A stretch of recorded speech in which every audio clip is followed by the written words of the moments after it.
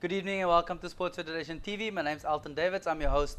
As you know, the show is about who and what makes sport happen in Cape Town and the Greater Western Cape. We talk a range of different codes of sport. We chat sailing, rugby, football, softball, even kickboxing. And tonight we're joined in studio by Mr. Anthony Kettle, Vice Chairman of Western Cape Kickboxing. You well? Oh, very well, thank you. Thanks for having us. Good. Kickboxing has taken off in leaps and bounds in the Western Cape, Anthony. Absolutely. From the furthest part of Cape Town down south all the way into Delft, you've got a big club that's brewing there. Tell us a bit about some of the things that's happening in kickboxing at the moment. Well, a lot's gone into development over 2015. We've opened 4 or 5 new development clubs. We put a lot of effort into developing the sport last year, and there's a lot of competition happening, which is great. So the clubs are based where? Give us a sense of where the clubs are. Well, we've basically got everywhere. So, ranging from your areas all the way, we basically start from the West Coast.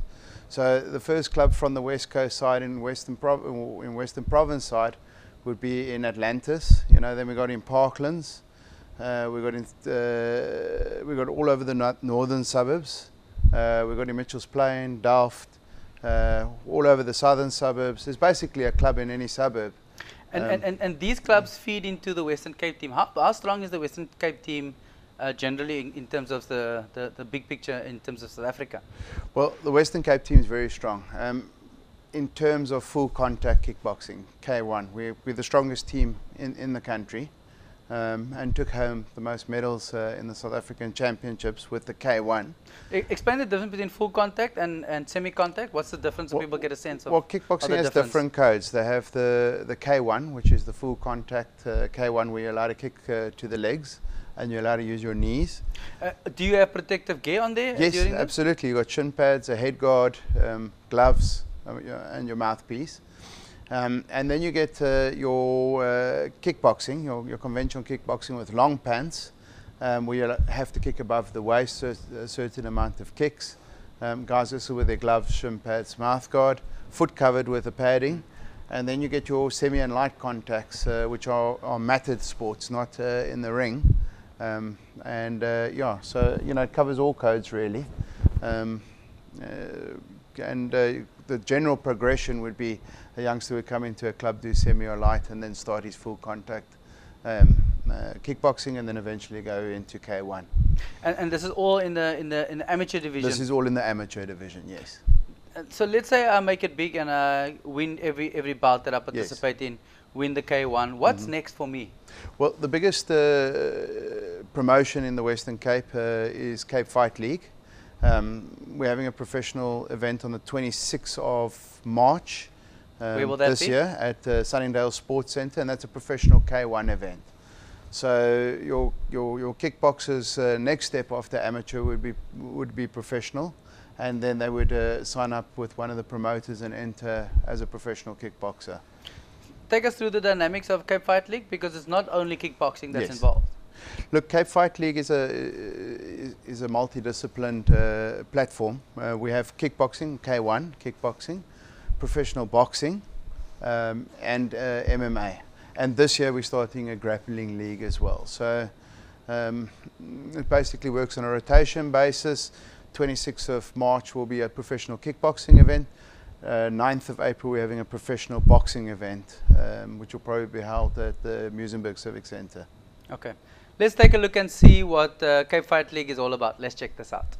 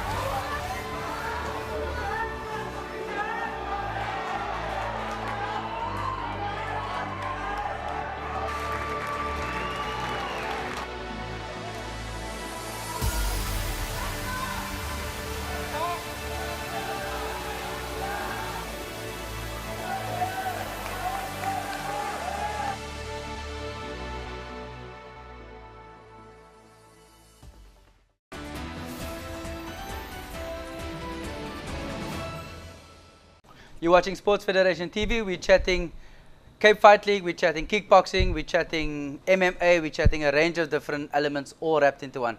Anthony, kickboxing, Cape Fight League is all part of one big package. And as you said, you start with amateur kickboxing, building up into the Cape Fight League. Correct. That clip showed a range of different physiques. Yes. And often the misperception is you need to be all muscular, you need to have a six-pack to compete. Is that the case? Look, once you're at your professional level and you're a professional athlete, you would need to be in good shape. But, you know, kickboxing is for everybody. You know, it's not just for the elite athletes. So, you know, you could participate in any level of kickboxing. You know, we do fight in weight divisions. So if you are overweight, you're going to fight in a higher division, which means, you know, you're probably going to fight somebody taller with a longer reach than you. So it would put you at a disadvantage. But the sport is for everybody. Tell us a bit about some of the bouts that we just saw in that clip. Yes, that was a mixture of amateur, pro-am and professional fights. Your amateur would be your guys that are just getting into the sport, and you know that's part of our development. And then our pro-am is or super-am is basically the division in between pro. It's preparing the guys for professionals. So once you've had 15, 20 fights, you're allowed to fight pro-am. What happens then is your head guard comes off, your shin pads stay on, you're still fighting at 10-ounce gloves, still the mouth guard. Once you've had 9 or 10 pro-am fights, then you can register and become a pro and fight on the pro circuit. And then the shin pads come off as well. So you need to be properly conditioned for it and ready for that. And what kind of prize money if you're a pro, or how does it work? Look, it's negotiated on a per promotion or per promoter per event. The guys normally enter quite low prize money, same as boxing, same as any professional sport. And as your amount of fights and your ranking goes up, you become more expensive to the promoter. So, you know, your manager would approach the promoter, you'd say, okay, I've got this professional. You'd come in at probably 1,500, 2,000, 2,500 for your first fight. And, you know, it goes up from there depending on how experienced you are.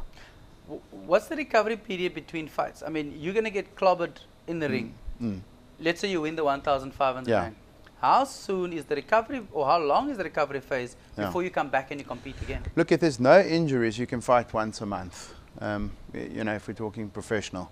If there are any injuries, you would get a recommendation. So if you got a headshot, you were knocked out, you know, you're not allowed to train or compete or be in the ring at all for 6 weeks. So, you know, it depend on your injury or the circumstances. But if there's no injury, look, the guys don't only know how to hit hard, but they also know how to block and not get hit when they're on the professional level. It kind of doesn't become, or it's not two people standing in front of each other swinging wildly. It's very skilled, and the guys are not only punching, but also trying not to get punched. They know how to block, they know how to duck, they know how to bob, weave, and block. And their bodies are conditioned. They're training 3, 4, 5 hours a day, you know. Which leads me to two questions. We'll tackle them one at a time. One is related to the scoring. So how do you score?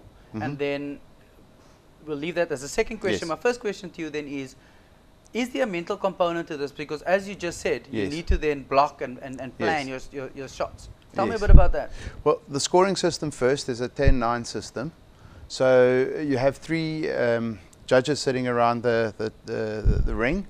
They will score the fight 10 or 9, 10 to the winner or 9 to the loser of the round, depending on who performed better.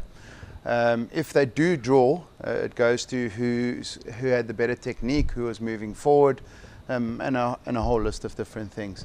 The 3 judges' scorecards get collected at the end of the fight. It goes to the referee. The referee takes it to the head table, and the person with the most points would win that fight. In terms of the mental preparation, it's as important, if not more important, than the physical preparation. Because if you truly don't believe that you are the best, you're going to struggle in the ring and you're not going to win your fight. I've seen many people come in that aren't mentally prepared. They're physically strong, and you know, they do very well in the amateurs, but they don't perform at all in the pros because they're just not mentally prepared for it. You need to be 18 to turn pro. And that's just a part of the mental preparation in getting into the pros. How do people find out more about kickboxing? they can basically go onto Google kickboxing and their area. You'll pick up any of the clubs, or you can go into the Western Province Kickboxing Association Facebook page and kept up to date with what's going on with kickboxing in the Western Cape, or go to www.kickboxer.co.za and that'll give you a national footprint on what's happening with kickboxing, all the events, local and national. Okay, let's take an ad break. We'll see you now.